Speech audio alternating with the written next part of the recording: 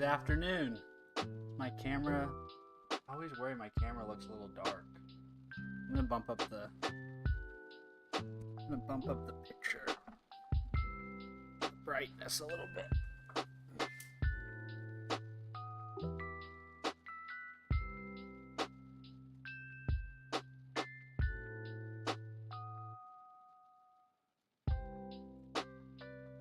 Let's see, how's this look? Better? Yeah, I think that's better.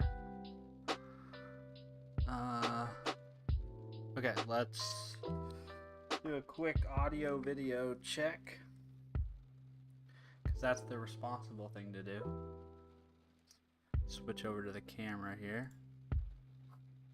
You'll have to look at my face for a second.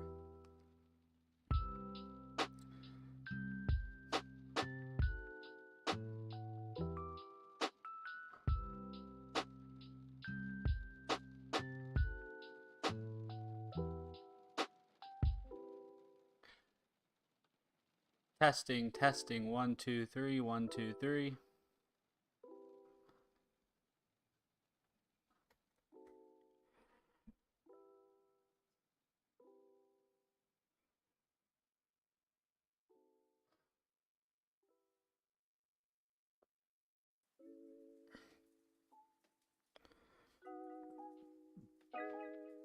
Yeah, I think that sounds and looks okay. What do you guys think?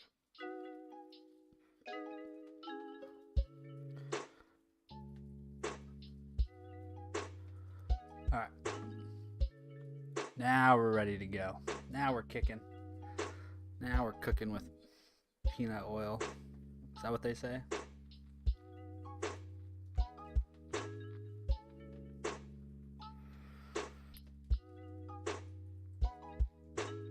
Should take my AirPods out.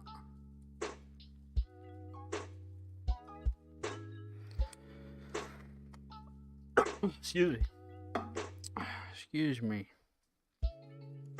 Oh, I should also probably update my status. All right. I'm here now. I'm locked in, ready to go. Do I have this mic too close? I don't know. I find myself sometimes not being all the way centered in the camera when I look back at the streams. So hopefully I can fix that problem that I have. Alright, so what are we going to do this afternoon? Well, this afternoon we're just going to pound away on this console application of ours. We're going to go software, AltGen. So we actually started working on a console app. We have our API. If you've not seen my last stream, we have this AltGen API actually deployed. So now we're just working on our first client application to actually call it, which is going to be a console app. And I'm actually using Spectre console to build the console app. If you're not familiar with Spectre, it's a pretty good library. If you're in the C#.net world for building cool console applications, they support a lot of pretty outputs, and then they also have a nice framework for how to build commands and arguments and options and that sort of thing to make your life easier. Let me turn down the music too. The music's a little loud for me. But I always feel like it's much louder for me than it is for you guys, so I feel like it's too quiet. Let me know. I'm also kind of thinking about streaming to TikTok. I don't.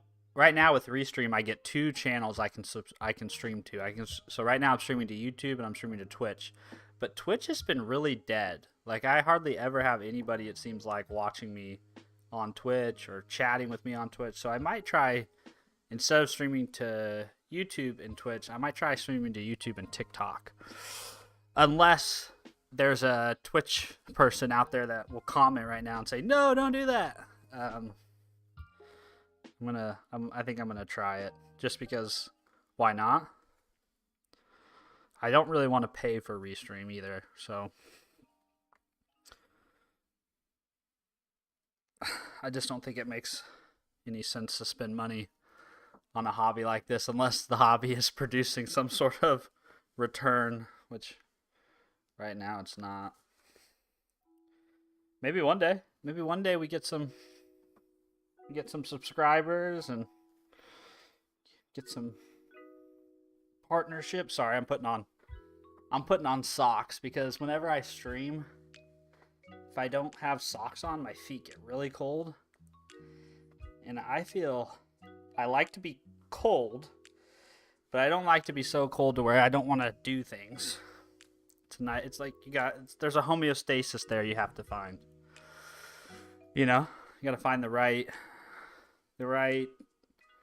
level of warmth and cool. So, I'm just putting some socks on. All right, let's focus in here for a little bit. I just got here, but I'm interested. Took me a minute to find the chat. I'm new to Twitch. Hey, April, how are you? April May Codes. I like that username. Very cool. Thanks for putting a comment. I've had very few people on Twitch talk to me, so that's awesome. So I'm guessing by your username that you like to code? Or you may code, I guess. I mean, May could be your last name. Maybe it's like a play on words. If you're interested, though, what I'm doing right now is I'm working on this. I think I can show you. I'm working on building this small little application to help me generate alt text for social posts. And what I've been working on the last week and a half or so is the API portion of it. So let me bring Postman over here. It's a very simple use case, not super complex, but it solves a problem I have, which is the best kind of thing to build, I feel like, for yourself. So I now have this API that lives out on my server that I can hit, and oh, I've been rate limited. I guess I've hit this API too much in the last minute, so I'll let that wait there. But in any event, the idea is that I have this API. Thanks, I do. I'm a Python gal, but I know a bit of C#. Awesome. Yeah, I guess I'm the inverse. I know a bit of Python, but I primarily write C#. But yeah, so I've been working on this AltGen API, and so what I'm working on this afternoon is just building a small console application that will talk to the API. So I kind of have it separated right now because my intention is I'm going to have a little console app that I can interact with the API through my command line. And then for when I'm on my mobile device, I'm going to have just a small little web front end, probably written in Blazor or something like that. That's C# also. But yeah, like I said, it's a very small use case, but it's given me a good chance to work in NeoVim, which is another recent change in my workflow. Instead of using VS Code, I've been trying to get comfortable using NeoVim. So it's been really good for that. Kind of like a practice, like a practice project to learn how to navigate.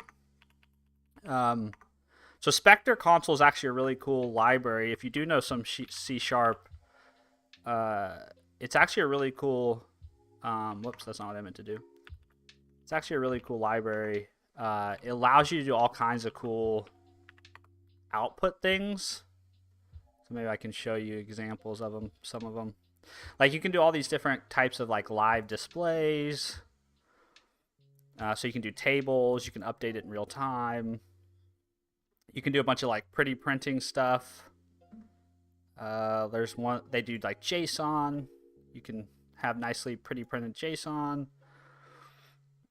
But yeah, that's why I kind of chose this, because it's kind of it allows you to display things in nice ways. And then the other reason I chose it is because it allows you to nice. So it simplifies. Yes, basically. And then the second thing it does is it has kind of a console. It has basically sort of a framework for building console apps where it gives you this interface that you can program against. So you can basically implement commands that take a set of settings and then they execute some type of action, which makes the whole like parsing of command line arguments and options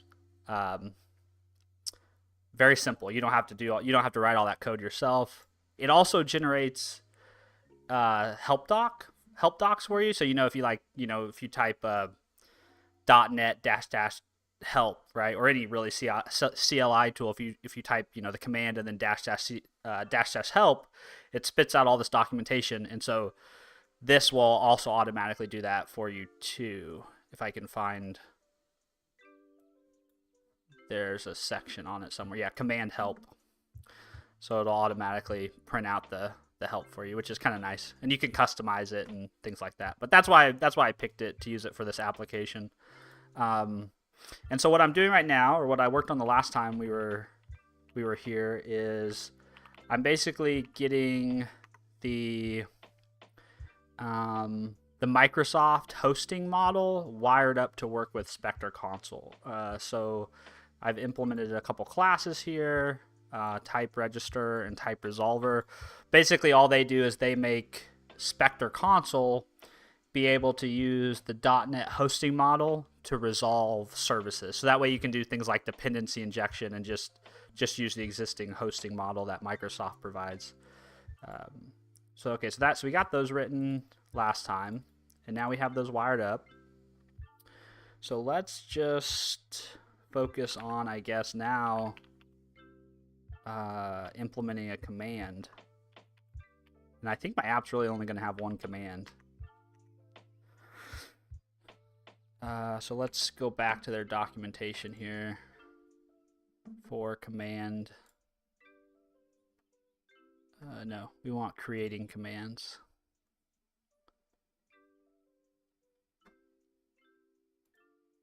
There you go. Okay, so we're going to implement a internal class. Actually, we're going to make it internal and sealed.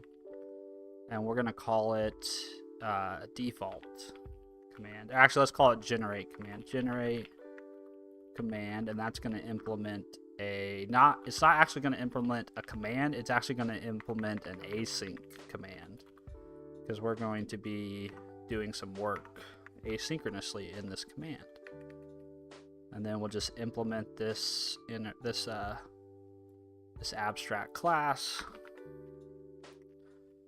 That.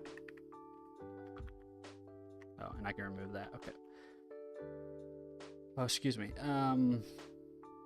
All right, now we'll go ahead and define some settings too. So we'll just define public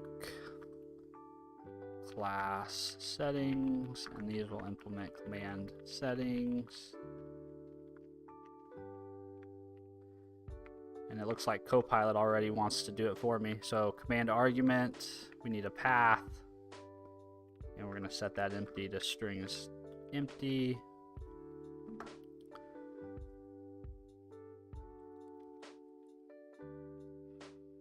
Do we need to do any custom validation? I don't think so. I think this, hold on. Yeah, specify settings. So this means it's required. And I want this to be a init. I want this to be in a init only. I don't want people to... Do you have any projects, April, that you're working on? I know it's not probably always interesting to hear me talk about what I'm working on, but I'd love to hear what everybody else has got in the works. It's kind of cool to hear what other people are working on. I actually am getting ready to dive into a book called Building a Large Language Model. That seems like it's going to take me down a Python rabbit hole for a little bit. So I'm excited to do that at some point.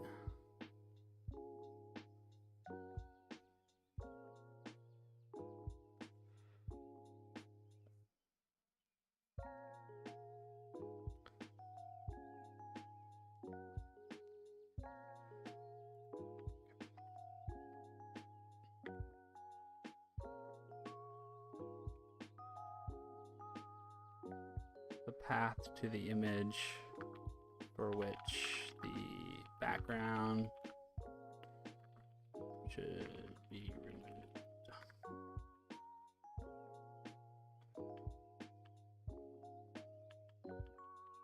The path, we'll just say path to the image for background removal. Okay, and that's throws not implemented. And then, yeah, I'm actually streaming for the first time later today. I'm working on a tarot series where I draw a card, then make a mini project based on that card. Oh, that's cool. Awesome. Well, that's very exciting that you're gonna stream for the first time. I haven't been really streaming for very long, since like the beginning of the year. I just was like, you know what, I'm spending all this time, working on projects and doing this, learning and all this stuff. Might be interesting to stream it. People might want to follow along. So that's very cool. And it sounds like a cool project. I like the idea of kind of randomized mini projects, right? It's almost like mini challenges a little bit, but probably a little bit bigger than just a simple leak code challenge or something like that. It actually has maybe some longevity to it, which is pretty cool. I like that. And I like the idea of having a GUI app. What do you use primarily to build GUI apps in Python? I've heard of a library in Python called, is it Tinker? Tinctor is the one I think I've heard of. But I'm curious what you use for GUI apps. Tinctor. I don't love that one. So which one's the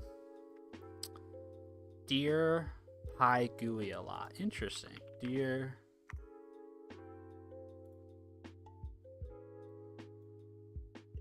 Interesting.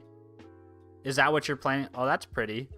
So is that what you're planning on using for your stream projects?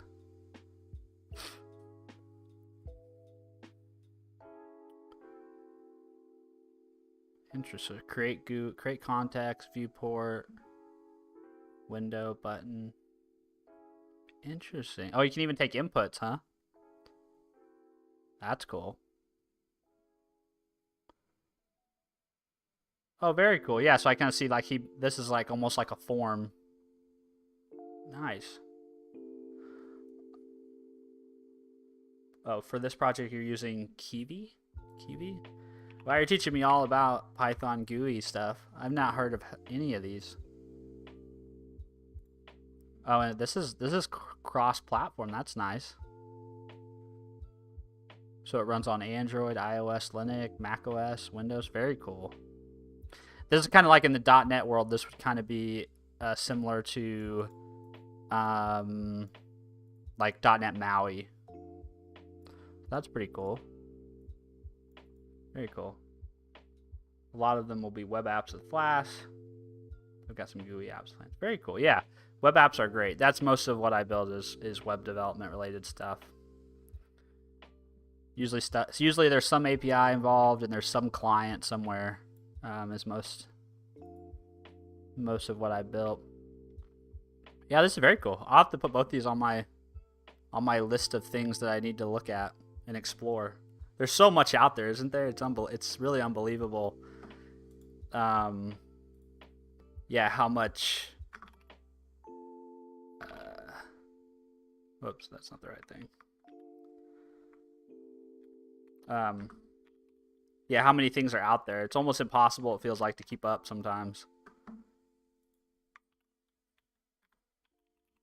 Oh, okay, so what I need to do is I need to add a new custom extension. So I need a host builder extensions.cs. Do you have a preferred editor you like to use with your Python development? I had someone yesterday they were telling me that they actually use Notepad++ for Python development, which I thought was kind of interesting. Oh, not BGR. This is AltGen.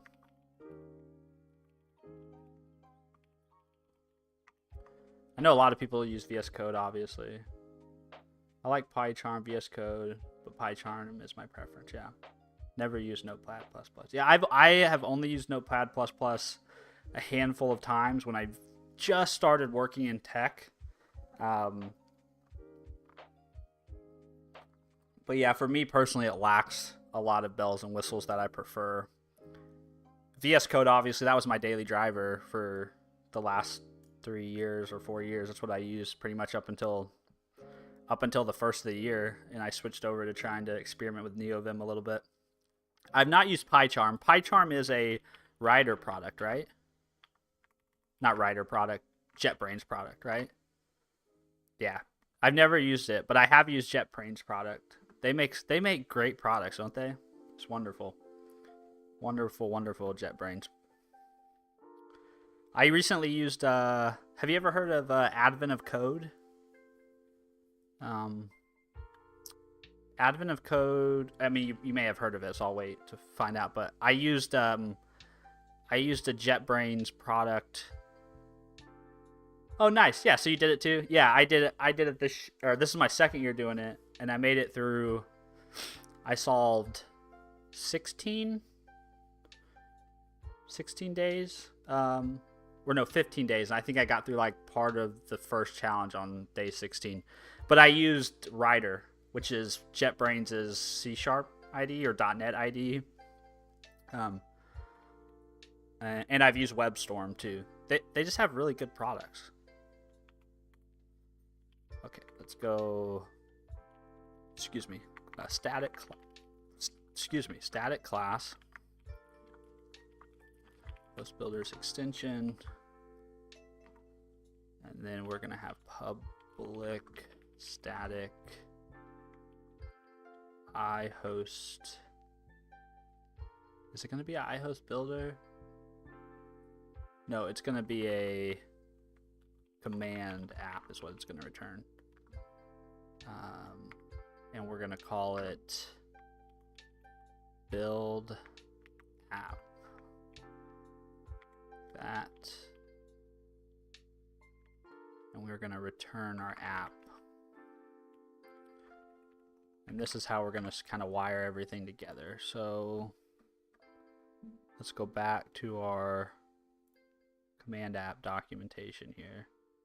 So we'll have that. Then we will have app dot. We don't need a call to app dot configure yet.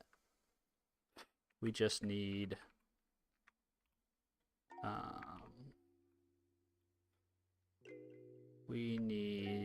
our generate command. So that will mean it uses its default.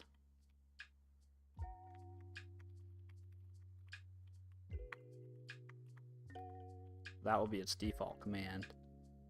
And then we also need a var. We need one of those. Yeah, we need a type registrar. So we need var registrar. And we pass that in here.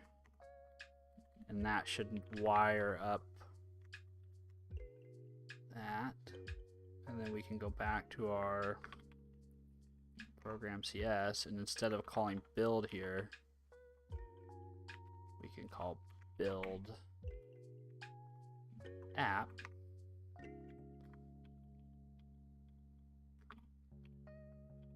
Yes, it does. You need a using. And this is going to take args.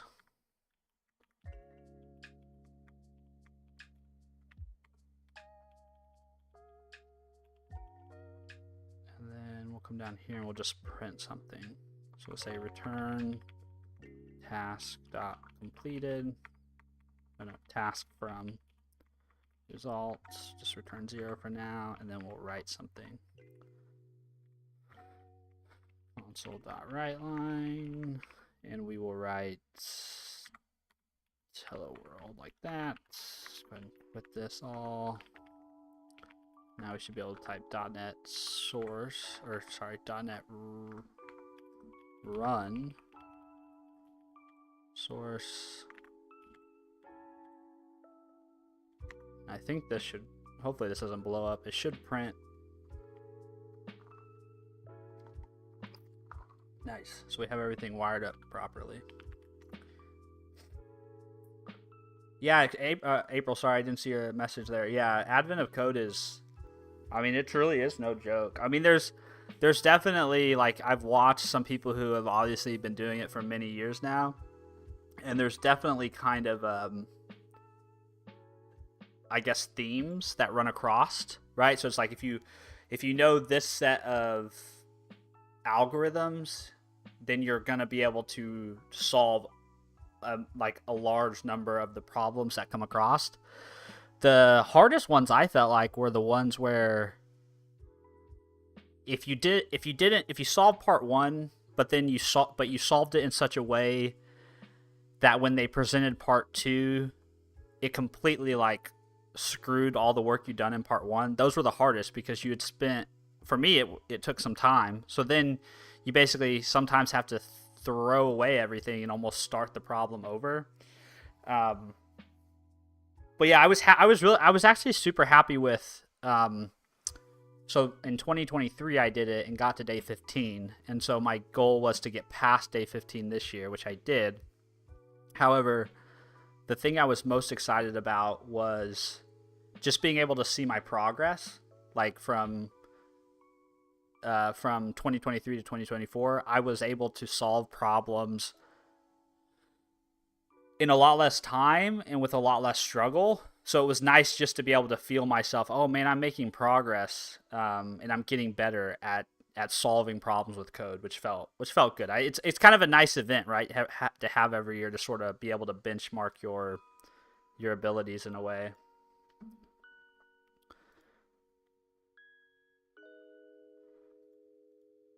Okay, where was I? I was over here. Is I'm curious, April. Do you is tech what you do for a living? Are you an engineer or a developer um, for work?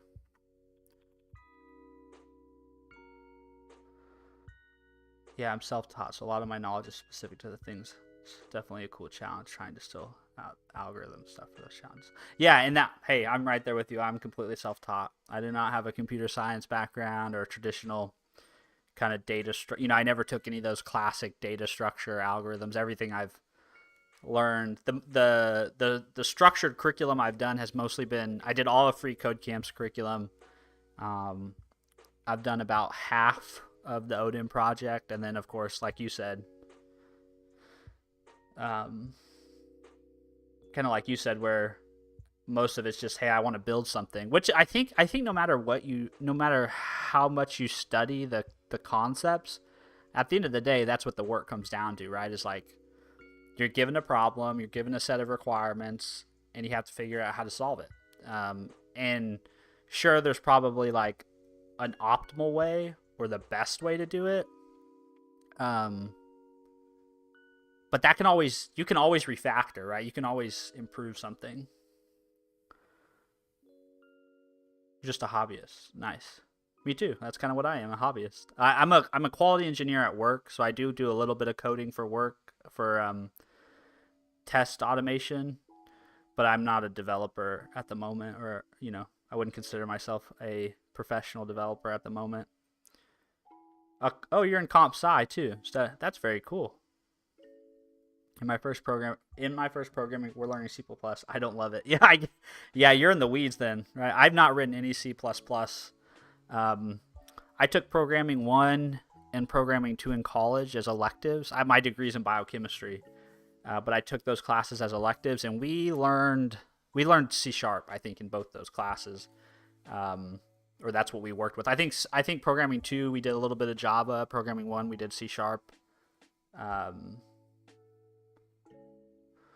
but yeah, C plus plus, right? Doesn't sound like it's especially if you're coming from Python, right? If that's what you're most familiar with, it's probably C plus plus feels very, very complex. Isn't the word?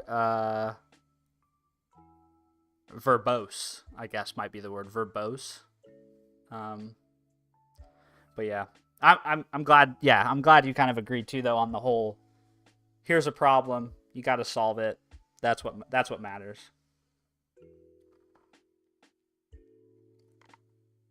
Mm. I can totally see how some C# experience would help with the C++.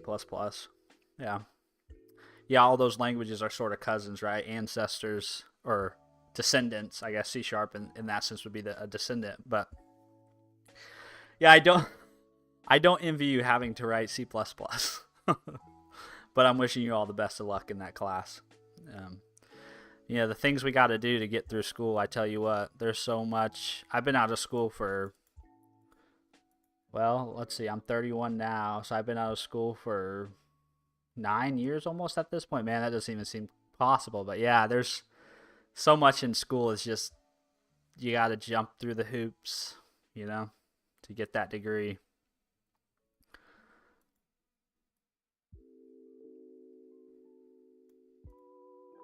Okay, so let's go back to my program.cs here. And this is where we're going to implement our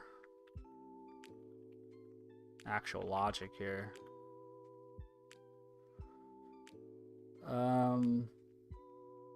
So the first thing I should probably check is, oh, actually, you know what? This should be,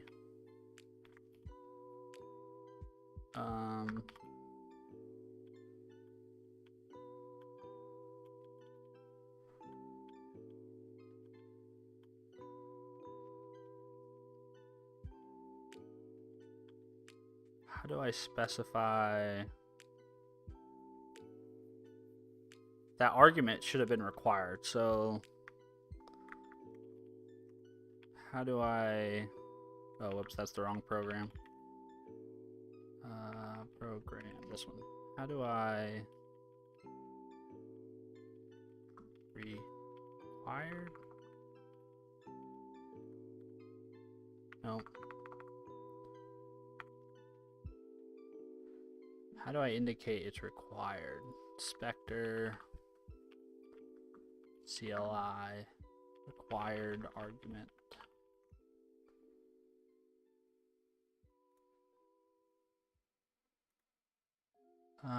Option is by its nature. Therefore, the name.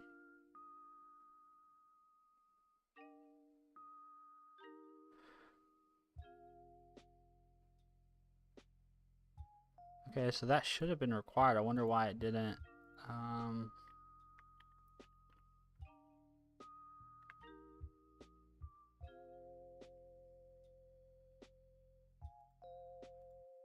Oh, I bet I know why. Because I did not follow their instructions. It should be specified as a generic. This should actually be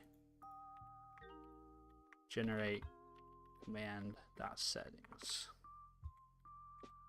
That. And then this should have a second argument.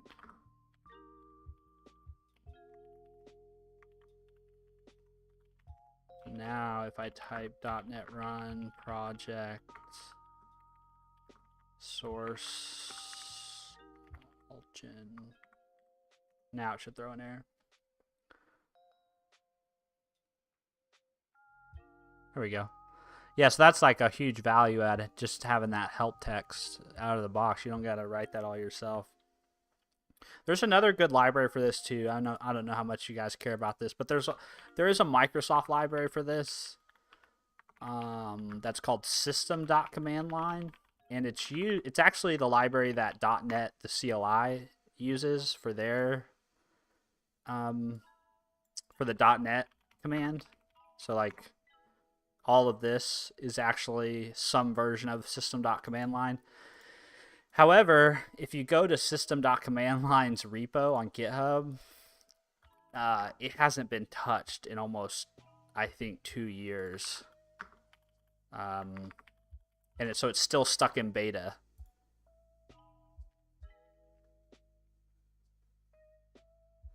Someone updated something 3 weeks ago, but most of it hasn't been touched in 2 years. And like, there's a bunch of people in the issues complaining about it, and So I've used this library before. This is the library I've used the most often is system.command but system.command doesn't have as many of those pretty outputs as Spectre console does, so that's why I kind of chose to go with it. Okay, so in Vim, the other thing we need to do is we need to register, like instead of using just the normal console, we need to actually register what Spectre CLI uses. So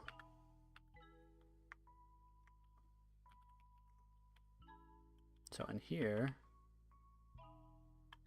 we can say, that's where we'll register our services. We'll say services.add singleton. And we are going to add a IANSI console like this.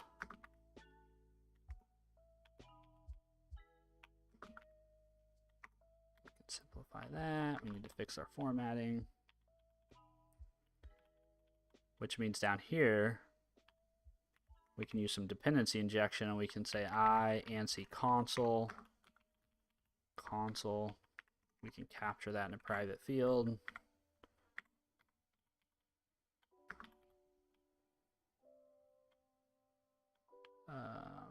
We can set this equal to the console.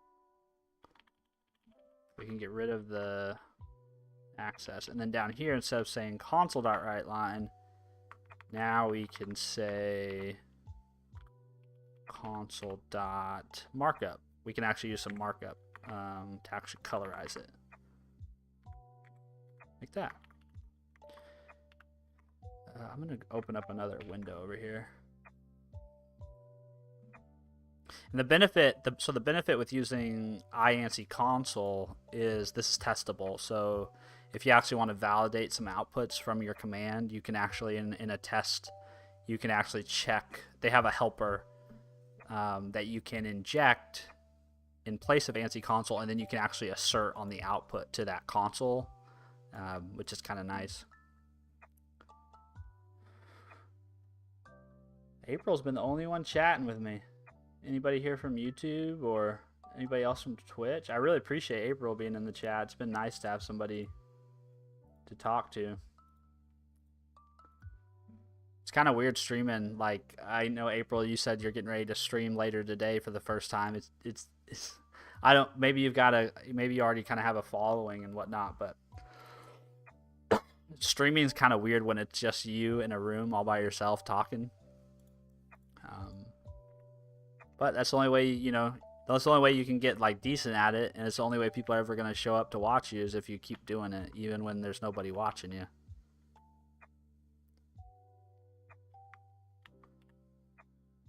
It does make you appreciate the discipline and the skill of people who do have big streams, like like the Primogen or like Tim the Tapman. These guys who obviously they streamed for a really long time to very few people, and they stuck with it. And most people I think who try streaming, they try it for like a week and nobody watches and they just stop. They never do it again.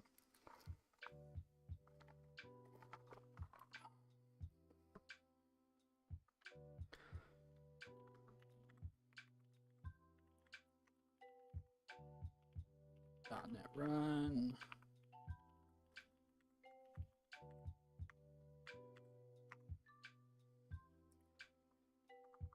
Oh, I need to give it a path. So I'm just going to give it a made up path. Hello.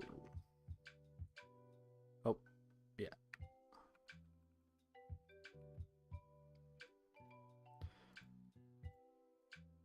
I wonder why the bold didn't work. Maybe it did. Let's try red. How do I do the colors? Markup. Here we go. Let's do bold blue. Bold blue.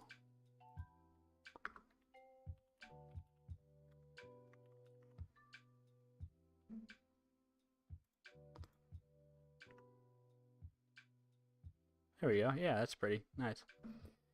I used to make YouTube videos of projects I was working on, so I'm hoping I'll just feel like when I was recording those. I've read a lot about how long it takes to like really start getting. Yeah.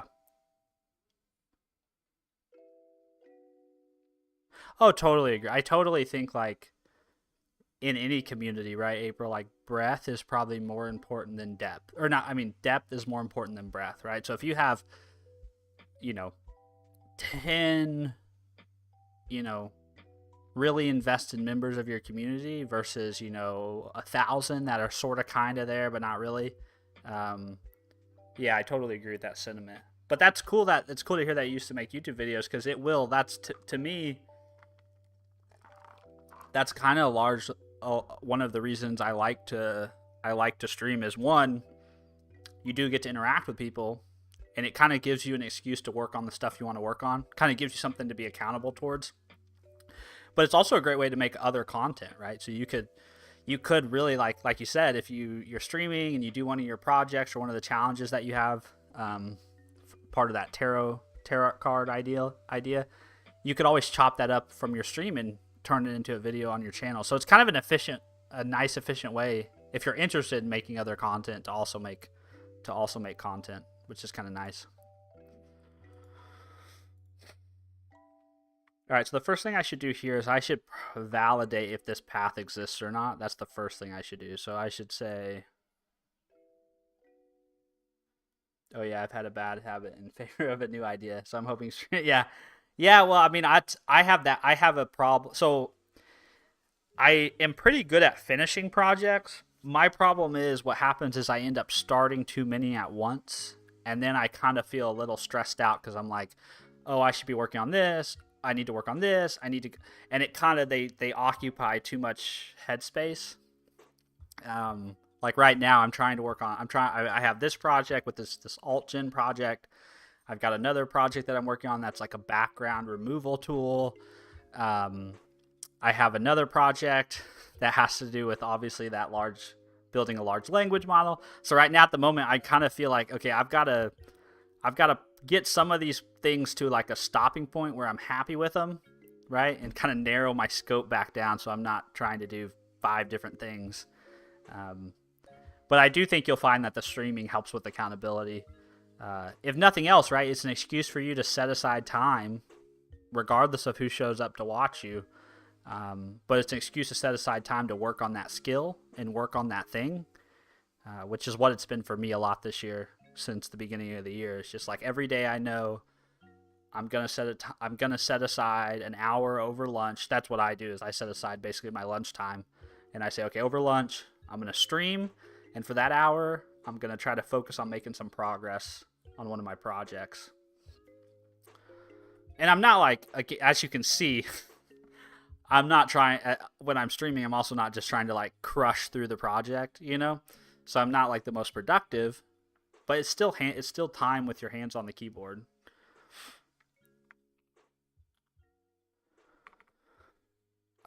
Okay, so we're gonna need the file system here to validate this path. And what I like to do whenever I'm working with the file system in .NET is there's actually a package that abstracts the file system. So I think it's called File System Abstractions, NuGet. It's something, yeah, here we go. It's system.io.abstractions. But they also publish it under another name. Let's see, let's go to the project website. Yeah, right here. They publish it under testable. But they do I used to just use this one, system.io.abstractions, but I use this one now because I think they prefer that instead of, that way people don't get confused and think that this is an actual official .NET SDK. I'm gonna go ahead and add that. Let's see, .NET add source. AltGen console. We're gonna add a package, and it's gonna be this, which you probably can't see. That command is too low on my screen, but I'm just adding the package to my project. Oh, whoops.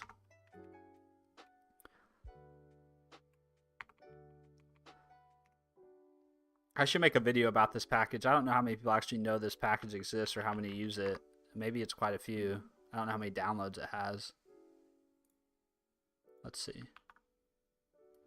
But it basically just allows you to abstract the file system. You can test against it. So it has 22 million downloads total. So I guess people use it, know about it, but I'd probably be good to make a video about it though. People would probably like to. It's probably not something people think about though, is abstracting the file system. But it makes it much easier to test things that have a dependency on the file system. So what we're gonna do is we're gonna say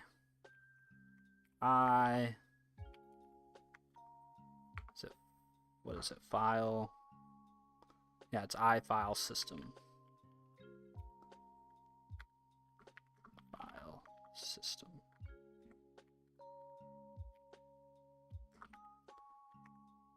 Add another using. Then we'll add services. Yep, just like that. We'll keep a reference to this. And then down here, we will say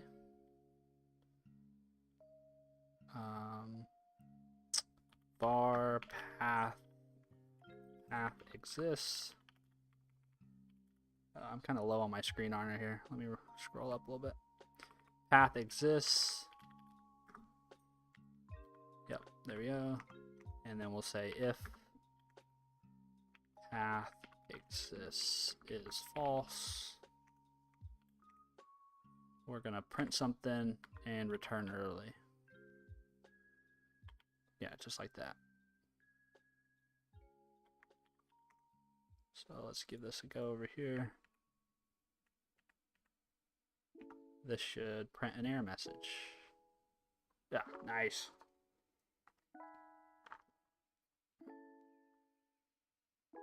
Hey, see you, April. Hey, thanks for your follow and thanks for chatting. Super nice. Be safe going to get your daughter. Drive safe. My kids will be coming home from school here pretty soon too. Oh, and good luck with your stream, April, too. If you've already left, but good luck with your stream. I hope it goes well. I'll look for you too. I'll look for you to go live. Let's actually give April a follow on Twitch so we'll know when she goes live. April. Let's see.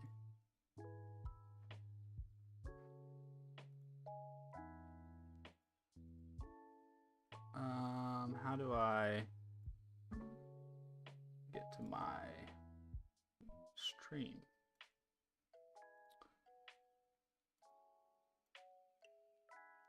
There we go. There's April. Give her. This is April, so everybody should give her a follow. I'm gonna give her a follow, and hopefully when she goes live later, we can all tune in.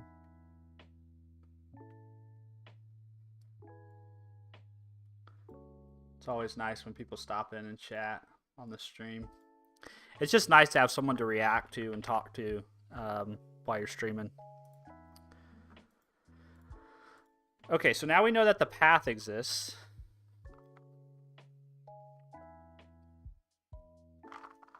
So now, next we need to actually read in this file. So we'll say var image equals. Do we want to read all the bytes? Yeah, we can read all the bytes. We can use bytes in our multi-part data. And then at this point, this is when we basically have everything we need. Well, no, we don't. So I need to also have a way.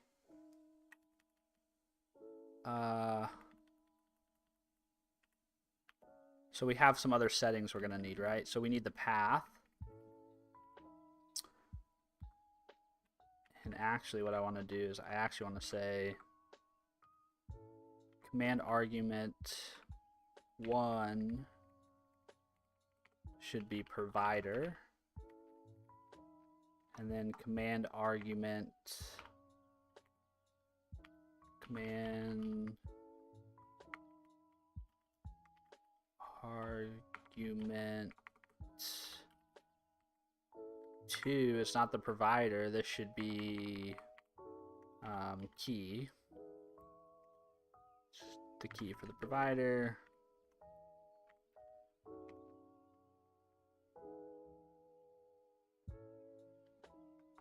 Oh, also, I'm getting my projects confused here. I'm not trying to remove background.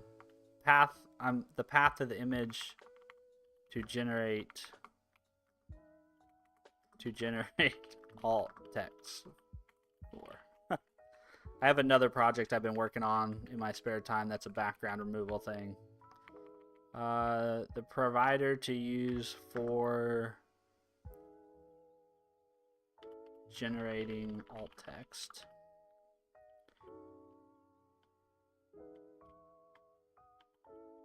And this is going to be 3.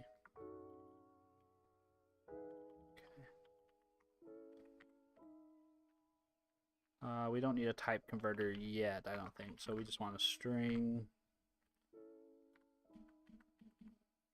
And then this is also going to be a string. Nice, okay. So if we have all that, well, why is it still complaining? Oh, because I don't have a bracket there. So if we do have all that and the path exists, then we have what we need to actually make a call to our API. So at this point, we just need HTTP client, which we can add up here. Although I think I need another package for this. Services.add. Yeah, I need another package for this. HTTP client extensions, I think.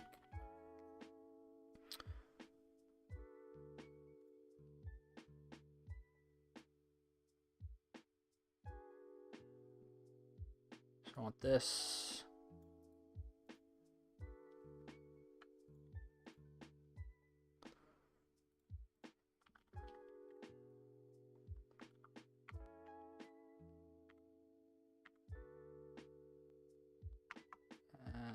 .NET add .NET add package. And then I also want the standard. There's a resilience package now too. Resilience.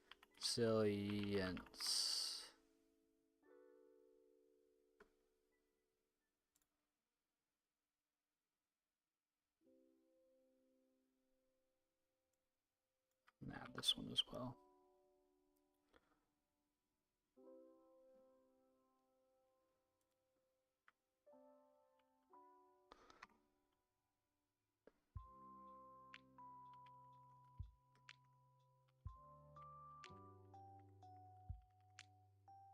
How long have we been live for?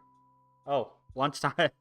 The lunch hour is pretty much over. I have time to add this, and then I probably need to. So what we're actually going to do then now here is we're going to say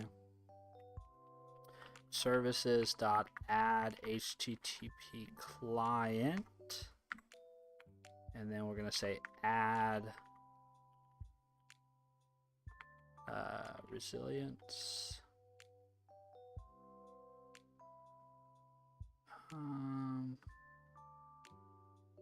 There should just be add standard. Yeah, where's this guy at? Let's see.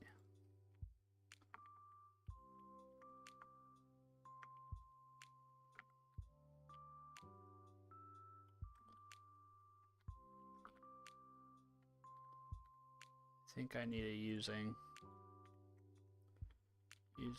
Microsoft.extensions.http. No, not hosting. http.resilience.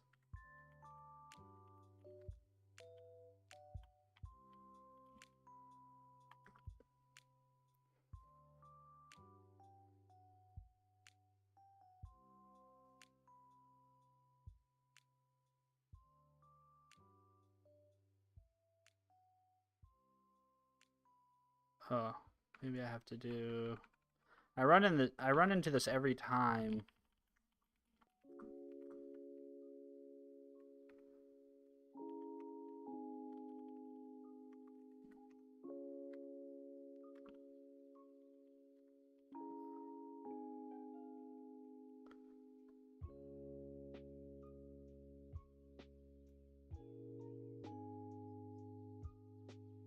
Where it can't resolve.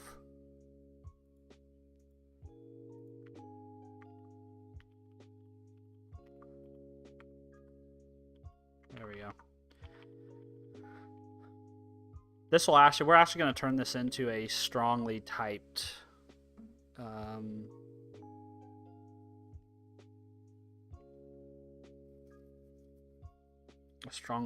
client. So let's do that. Let's actually make a class down here. It's going to be, let's say, interface. It's going to be AltGen service.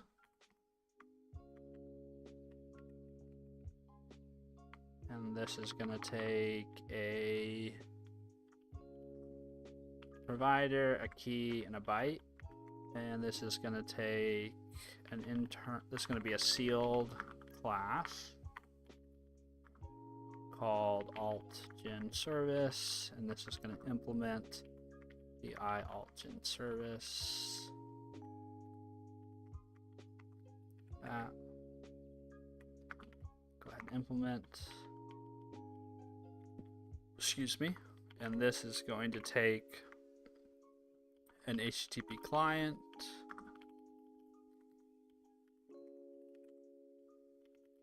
Read only. That.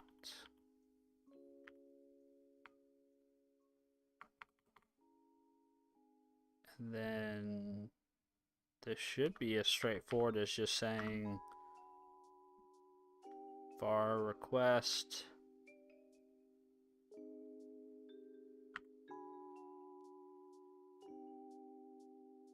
this is actually going to be file.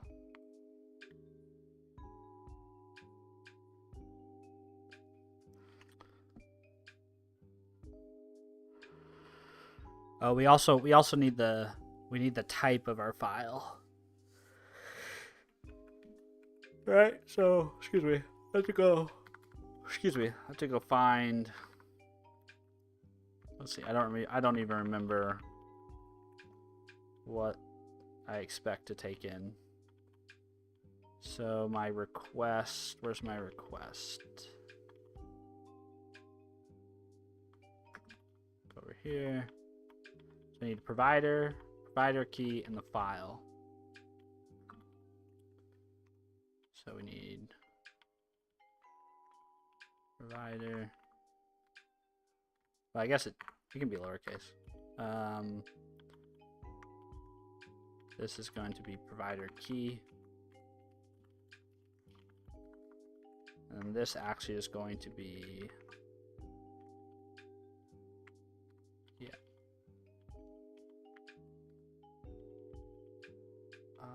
Should we?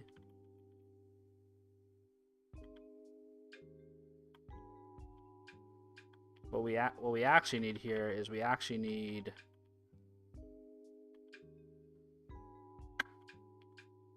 because we can't get the image meme type from the bytes.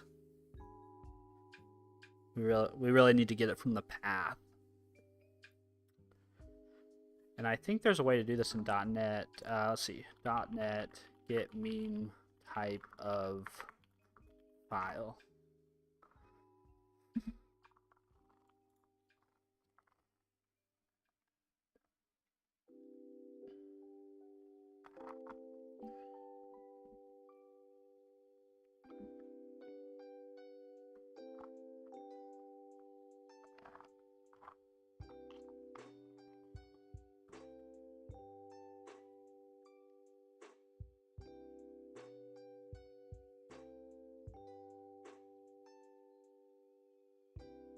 Okay, so we need var image beam type.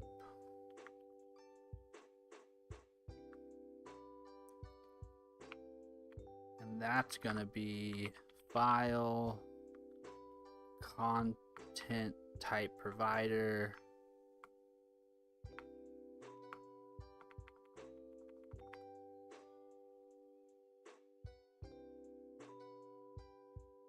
Yeah, I think we'll just do get content type. And we need to actually have an instance of this, and we will inject it. Is there an iFile content? I think it's just file. There must just be a file content. Oh no, file extension.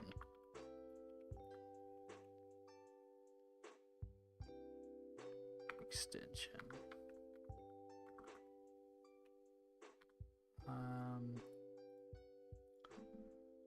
What namespace is this in? Oh, this is part of ASP.NET Core.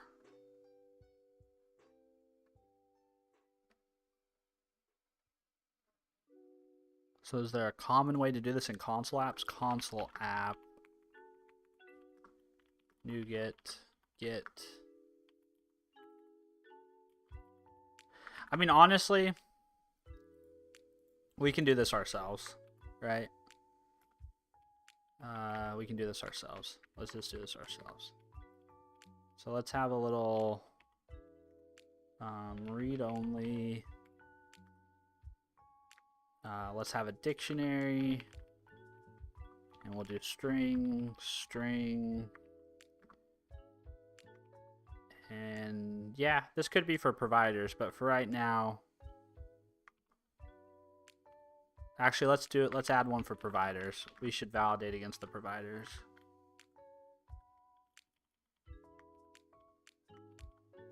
But we don't need a dictionary to do that. We can just use a list for that. So let's call this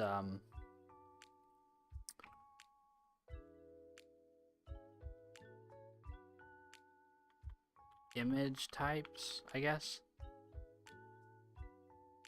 Yeah, that'll work. And we could also have a read-only.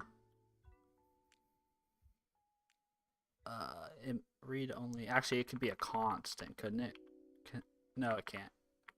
We have a read-only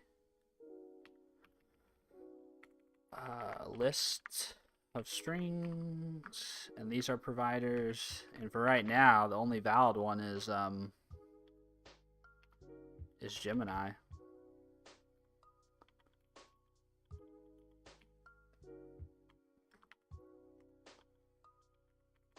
We can put this on one line, can't we? Well, we're gonna have more of them, so just keep it like that.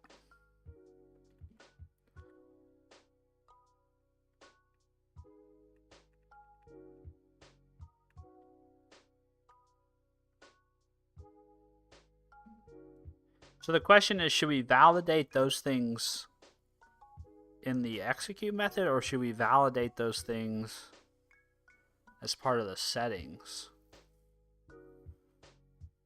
Probably as part of the settings, right? Because Spectre, they give us a way to do that. Let's see. Specify settings.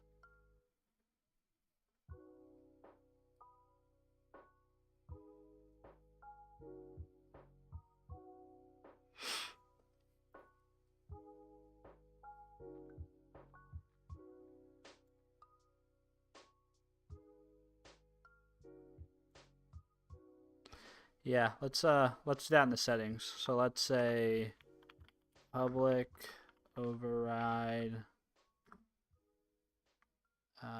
validation results validate.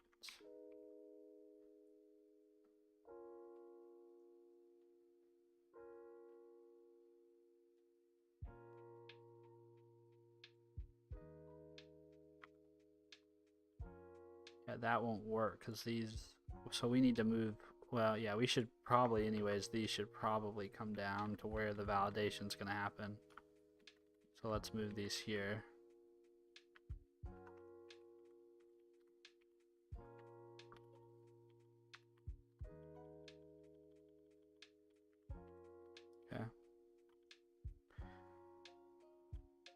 But I think the file system...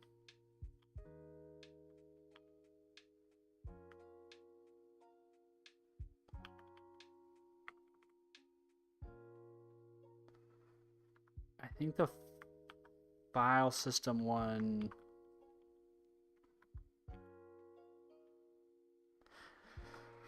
but we need the file system to get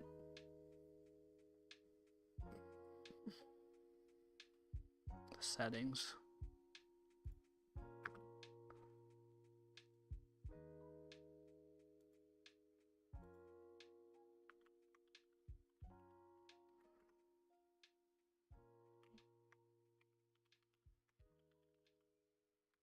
Yeah, that won't work.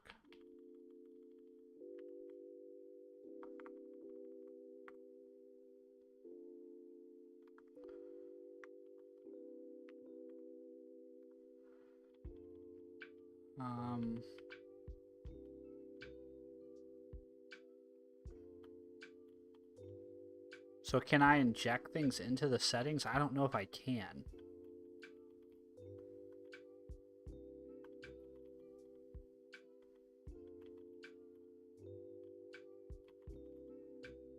Let's see. Spectre console inject into settings. I honestly don't know. I've never done this.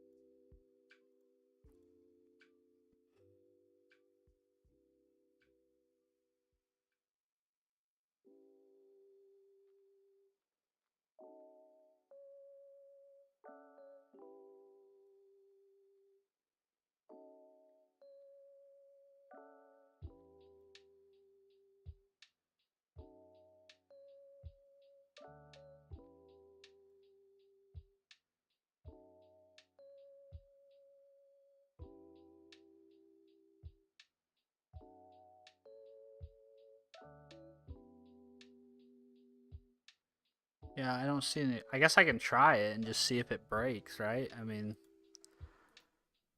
so if I do file system, is file system.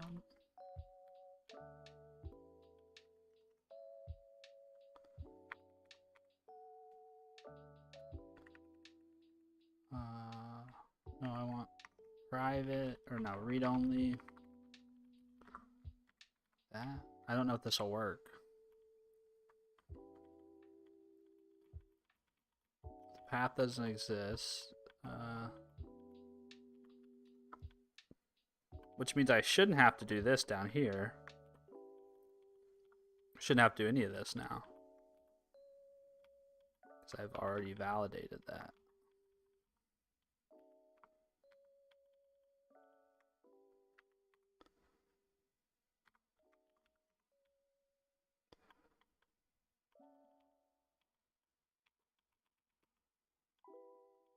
And then we should be able to pass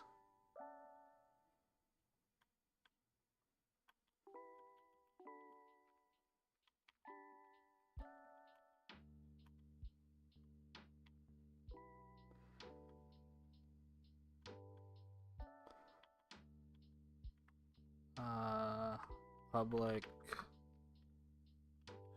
string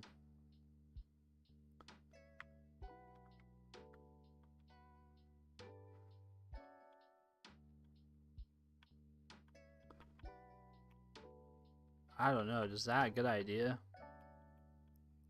do it like that.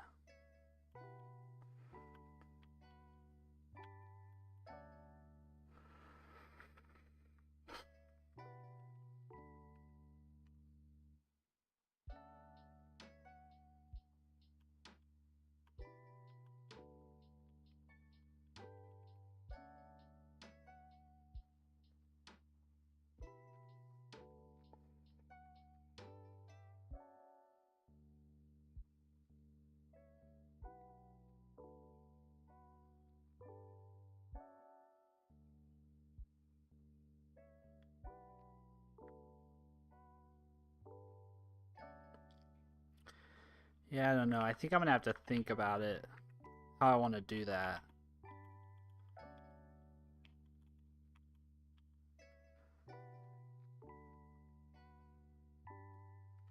I do know this needs to be set though. I know that on var byte content, we need to set this to settings dot content. Oh, that's not going to come from settings. This needs to come from. This needs to just come from a param that's passed in here.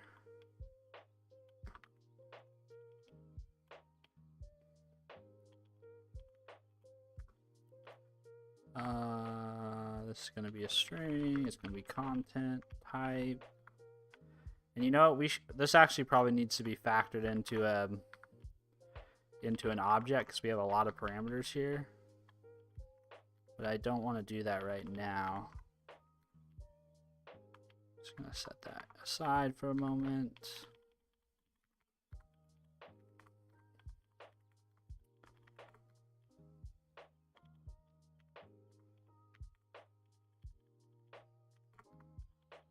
And we're going to say, we're also going to say string file name.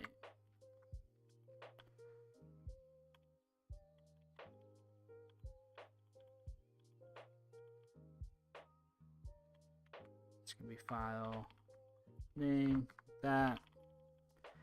Then down here, what we'll do is we'll say var response, not send. Yeah, send.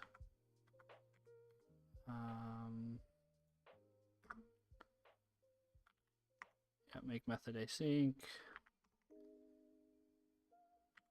We'll throw an exception.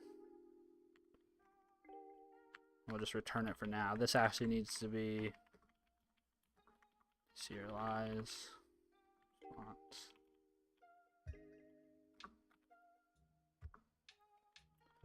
New invalid. I don't know what it calls. New application exception. I don't want to create a new.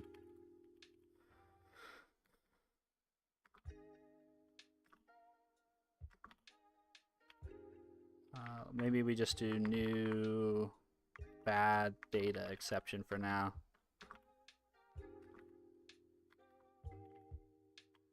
Bad. What is it? Bad.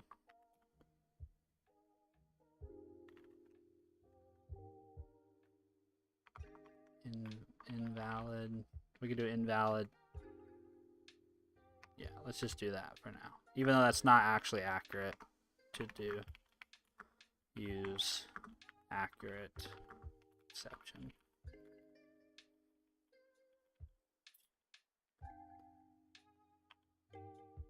Okay, this needs to be refactored and also.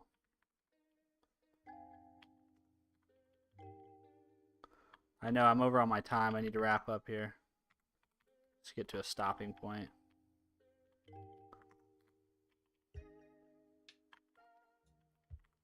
Let's see. We'll go file name and then content type.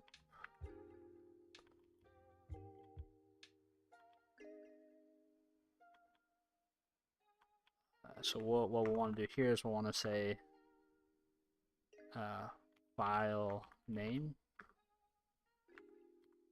and then we already have the content type that's in the settings.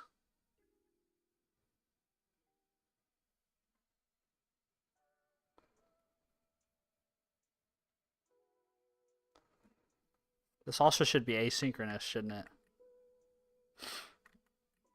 Read all bytes asynchronously.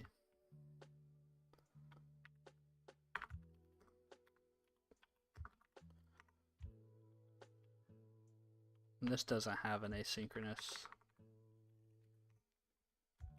This. Then we should be able to have that service injected.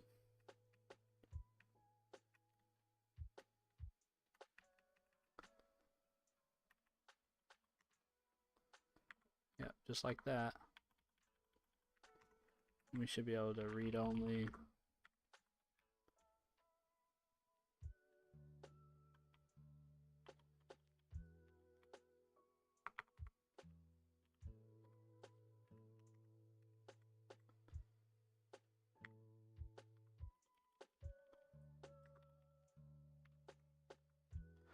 And we should be able to print this.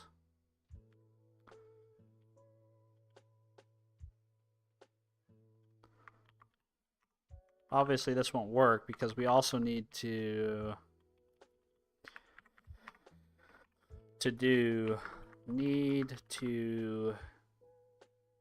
have proper URL. And so this URL needs to really be, it's basically a constant, right? But I need to be able to change between my local API, like running this console app against my running local API running, and then running against the actual API that's deployed. So this actually needs to have constants generated at build time.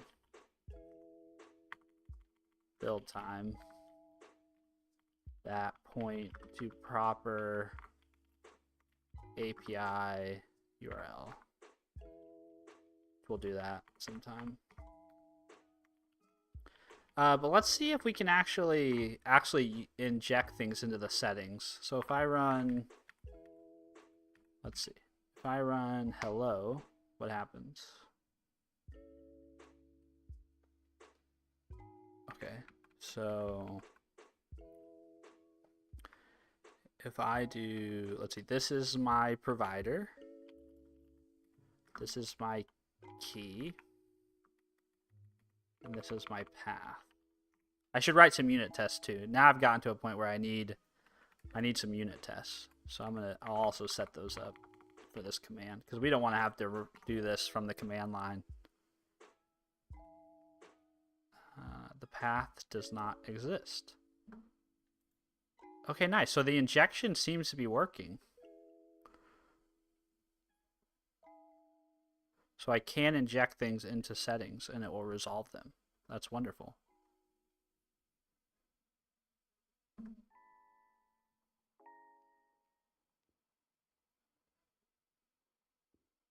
Okay. Let me give it a path to an actual file. So let's go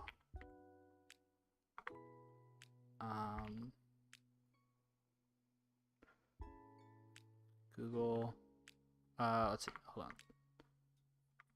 Home directory, OneDrive, desktop, camera background. So let's see what this does. Could not resolve type generate command. Oh, that's because we have a type that's not registered. So that's what Spectre Console will print if there's a constructor argument here that's not registered. So I need to register that constructor argument. So this should be services.add HTTP client. It's going to be a strongly typed one. And then we are going to also add .standard resilience handler like that.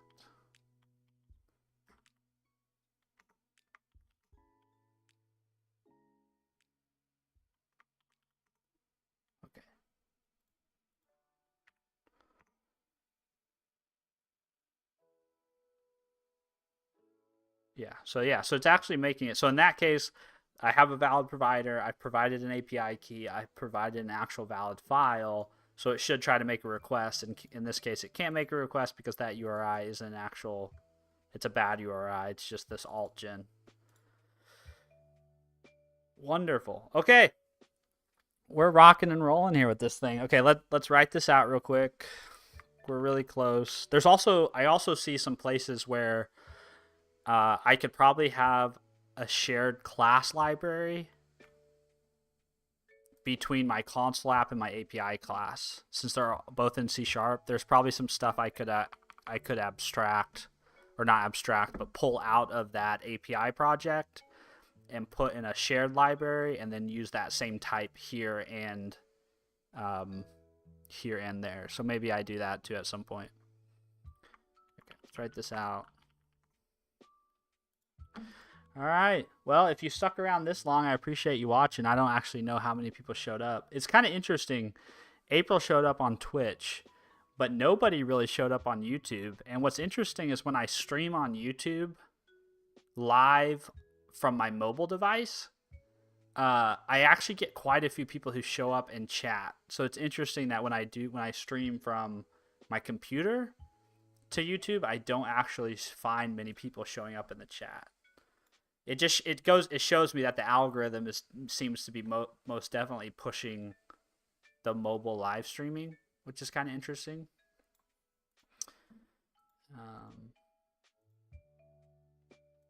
Yeah, it's interesting. Very interesting. Anywho, I hope you guys are having a good day. That's gonna do it for me. I don't know if I'm planning on streaming anymore today. But if I do, I'll see you then. Otherwise, I'll see you in a video, or maybe a short, or maybe another stream. Hope you guys are having a good Monday. I'll talk to y'all later.